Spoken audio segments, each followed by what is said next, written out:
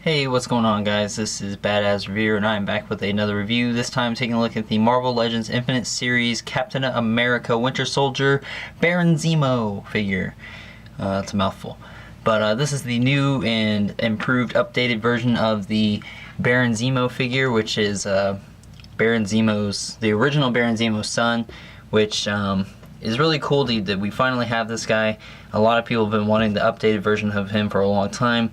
I don't have the original Toy Biz version, which is fine because I prefer to have this one anyways. And I gotta say, it's an extremely nice figure. I really don't have too much to complain about him. There's a couple things, and other than that, I think it's a really nice figure. Would highly recommend you pick him up for sure. That's just my short opinion on him. We're gonna go over some really cool details on him and talk about what we like and don't like about him. So what I really like about him to begin with is the fact that his head sculpt is very nicely sculpted. It's really awesome looking. I really am happy how this turned out. It's got all the nicely sculpted crown, or whatever you want to call this, on his head. The lines are sculpted in. It's kind of weird. I don't think it's the line of the sculpting. I think they might have just didn't paint it straight, but the line isn't completely straight on his head. But it's good enough. I mean, not too terrible there. Down here it's painted on, it's not sculpted, unfortunately, and some of the paint's kind of getting like a little dirty up here, so I don't know if that will kind of just rub off or something.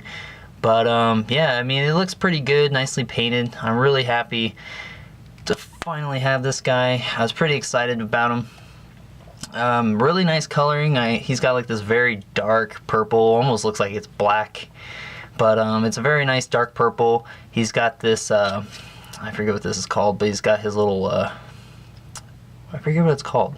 I just heard the name of it. Anyways, he's got this belt that has the little thing that drapes down to cover up his crotch area, which is pretty nice. It kind of reminds me, it kind of looks like the new, well, I say new, it's supposed to be, it kind of looks like the thing that the new Hawkeye wears, that hasn't been released yet, the classic Hawkeye, but except it doesn't have like all the crazy stuff going on it. And maybe it's probably not as long, but pretty nice belt. It's doesn't have really any detail on it except for on the buckle part, but it's good enough for me. I like that. He comes with his sword, which is really nicely, well, it looks nice, but it's not very detailed. But it's good enough for me. They kind of painted the black in where the little circles are there. Either that or it's they're just completely see-through. No, I think they're painted black. So a little more detail would have been fine on that, but oh well, it's still pretty nice. And then you can fit this into a little holster thing, or it's not really a sheath, but you can fit it into his belt right there like that. But I feel like it kind of warps. It'll probably end up warping it, but this is a pretty hard plastic, so I wouldn't be too worried about it. He comes with this gun, which has cheetah print on it, which I think is kind of weird choice for a decal on your gun. But at least it's a little bit, at least it's different from how the other guns are. Usually they're just a plain gray or black plastic, and that fits in this hand pretty nicely. Now, the problem that I have and a lot of people have is the holsters here, which really kind of suck. And I don't know why it seems like it's really loose on this figure, but it doesn't just hug to his body. It kind of flops around. But it's the fact that you can't take these guns out. Now, I understand that kind of sucks and everything, but honestly, there's not even a need for him to have two guns that he could use anyways, considering how this hand is kind of just a open fist. It doesn't have a trigger finger, and then he has this trigger finger, so really it's like he would have three guns that are gonna be, it's like you'd have to get rid of one of them, at least this one, because he doesn't have a holster for this, unless you stick it right here where his gun's supposed to, or his sword's supposed to go. I mean, you could do that, it makes sense, but still, it's either we got these to be removable and he didn't get this gun, which I think everybody would have been fine with, but then it's the fact that he doesn't have two trigger finger hands, so then people would be complaining that he didn't have two trigger finger hands. So then it's like, why do we have two guns then? So either way, people are going to complain about this, whether the guns were removable or not. If you have a problem with it, you can take it off, and you could probably easily just replace it with this one, which this one came from the Red Skull figure that I removed. You could easily just put it on this one, and then you could give him a gun if you really want to. But the thing is, this gun here won't fit into it because it's too long, and you couldn't really use this holster for anybody else because it has sculpted on Z's for Zemo, which is actually really cool that they did that. And like the holster itself is pretty nice, so not too much to complain about there. So in my opinion, I'm fine with the guns being molded in. It looks silly, and it's kind of silly that they are, but then you got to think, you're going to complain, like people are probably going to complain either way, whether they were removable or not. So really, it doesn't matter to me, but I just know what's going to happen. Anyways, let's take a look at the rest of the figure. The yellow is really nice. It's not just like a plain bright yellow. It's kind of got some dark yellow going on in it. And you can kind of see the difference in the foot.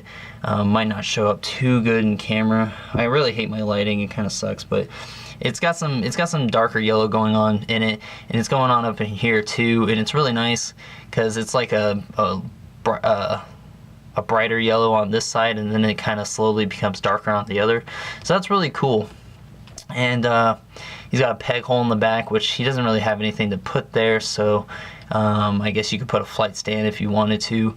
But other than that, this is a really awesome figure, and he's using the Bucky Cap mold, which I'm fine with because I think it's a really great mold, and they did it a lot with the Bullseye mold, so really I don't know why anybody would want to complain about it, but it really kind of just depends on the character and all that. So anyways, let's take a look at articulation real quick. His head is on a ball joint swivel, so he can look up very high, and he can look down really good. That's awesome.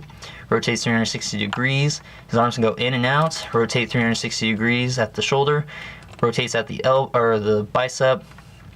Double jointed elbows. Rotation in the wrist as well as a hinge. Like I said, he's got kind of like an open grab fist here, and this one's more of the pistol holding. He's got an ab crunch here, a waist swivel, T-jointed legs so he can go forward and a little bit back, and they go in and out. Rotates at the upper part of the thigh here. Double jointed knees, a rotation at the boot. He's got a bend in the foot and an ankle pivot, which, yeah, there we go. It seemed kind of stiff for a second. So overall, this is an awesome figure. It was everything I was hoping he was going to be. A lot of people probably think that it just sucks that because of the holsters, but really it's not a big deal to me. So overall, I would give this figure probably, like, out of the wave itself, he's probably like one of the 3 best out of the wave. But then again, I don't really know. I like the whole series, so I can't really put them on a grading scale, but he's definitely probably like my 3rd favorite of the wave. Or I don't know. I'll do a video kind of showing off who I thought was the best and who I thought was the worst. But until then, stay tuned for more reviews. I don't know what's going on here with him. His legs are kind of weird. Like, that's weird. I didn't notice that before. His legs, like, they jiggle around inside it's like they're not holding on to anything. They're just kind of sitting there. That's really weird. Well, I'd be careful of that. I don't know. Like, I feel like the quality control, or the quality of the figures is kind of weird on these. But, there goes another Hydra soldier. Here he is next to the AIM soldier, which you can see is a very tall figure. So this is that new mold that they're going to use for Star-Lord. So there's a comparison with that. So that's pretty crazy. That guy's pretty tall. But yeah, so I'll do a final thoughts video on all these figures when I'm done reviewing them.